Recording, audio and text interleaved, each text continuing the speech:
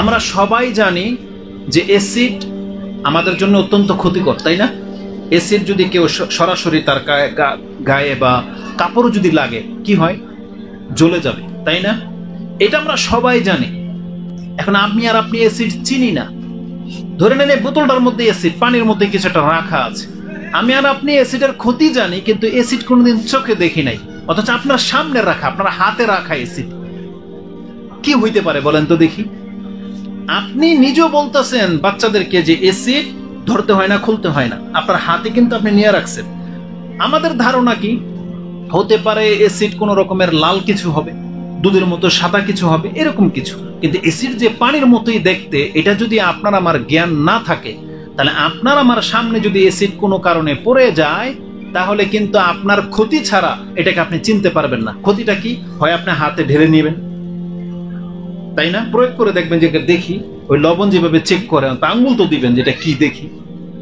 আপনার ক্ষতি হওয়ার পরে আপনি চিনতে পারবেন যে এটা অ্যাসিড। তো আমি এই উদাহরণটা কেন আপনাকে দিলাম? আজকের ধর্মের ব্যাপারটা হয়ে গেছে আমাদের সাথে অ্যাসিডের মতো। হুজুর বলতেছে শিরিক হারাম, বেদাত হারাম, বেদাত করা যায় না, অথচ হুজুর জানে না যে বেদাতটা কি। শিরিক বিদাত এটা আমরা আজকে চিনি না বিদায় আমাদের রেজাল্টটা কি? হুজুর নিজেই মোনাজাত করতেছে 5 ওয়াক্ত সালাতের পরে, মোনাজাত করতেছে, আল্লাহ তুমি আমাদেরকে শিরিক বিদাত থেকে মুক্ত করো। তার মানে বিদাতের মধ্যে থেকে, বিদাত থেকে আল্লাহর কাছে আশ্রয় চাচ্ছে।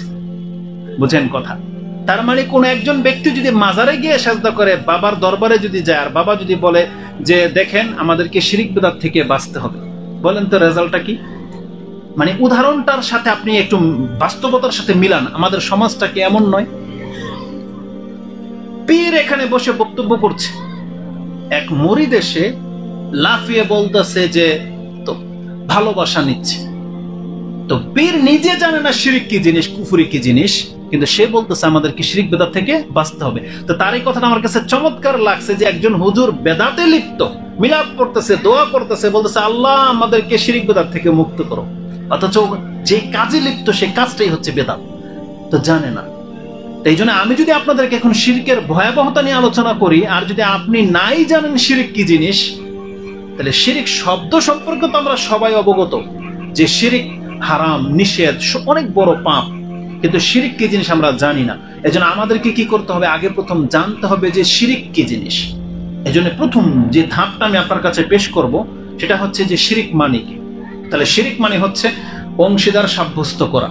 শরীয়তের ভাষায়, যেহেতু আমরা ধর্মকর্ম জানার জন্য এখানে বসেছি, যেটা আমাদের ধর্মীয় আলোচনা, তাহলে শিরিক শব্দটা ধর্মের কি ব্যাখ্যা রাখে এটা আমরা জানব। শিরিকের ধর্মীয় ব্যাখ্যা হচ্ছে যে আল্লাহ সুবহানাহু ওয়া তাআলার সাথে কাউকে অংশীদার সাব্যস্ত করা, এটা হচ্ছে শিরিক, এটা চরম পাপ। এটা হবে আজকের আলোচনার বিষয়। বাংলার মানুষের বা আমরা পৃথিবীর মানুষ নিয়ে কথা বলবো না, মানুষের দ্বারা বহুভাবে শিরক হয়ে থাকে, বহুভাবে।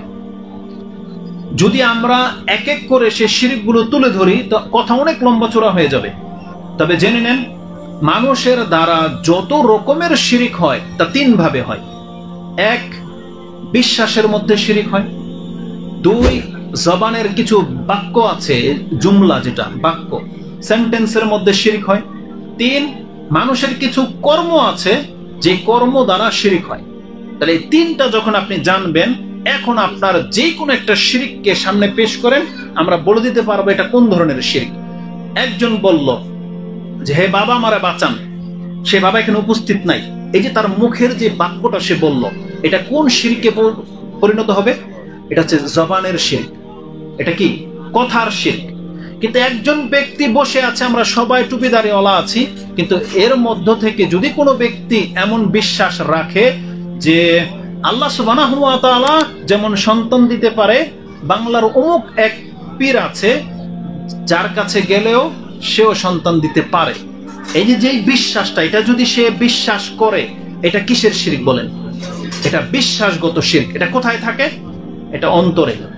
তার মানে কিছু শিরক আছে ধ্যান ধারণায় শিরক, বিশ্বাসগত শিরক, আর কিছু আছে জবান দিয়ে উচ্চারণ করে শিরক করে, আর কিছু আছে কর্মগত শিরক। যেমন আপনি দেখতে পাচ্ছেন একজন ব্যক্তিকে সামনে বসিয়ে সে ডাইরেক্ট সেজদা করে দিল, এটা কি? এটা কর্মগত শিরক। আশা করি বুঝতে পারতেছেন। তাহলে শিরক গুলো 3 ভাবে হয়: বিশ্বাসগত শিরক, জবানের শিরক এবং কর্মগত শিরক।